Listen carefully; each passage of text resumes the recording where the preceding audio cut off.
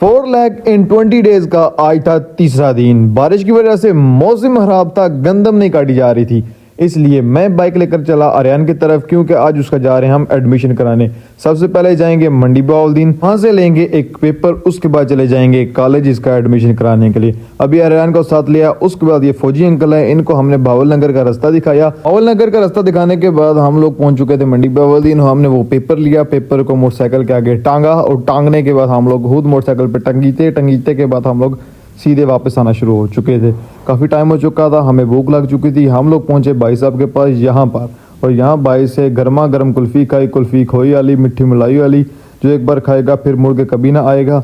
और भाई साहब ने हमें कुल्फ़ी दी, उसके ऊपर चॉकलेट भी हमने कहा थोड़ी सी डालो, और उसने चॉकलेट भी डाली। और ये हमारे साथ कार्नेटो, गरीबों की कार्नेटो बन गया। और इसको खाने के बाद हम लोग पहुँच चुके थे कॉलेज जाते ही, और यहाँ पर मैंने देखा कि ये किसी का बुलडोज़र पड़ा हुआ है।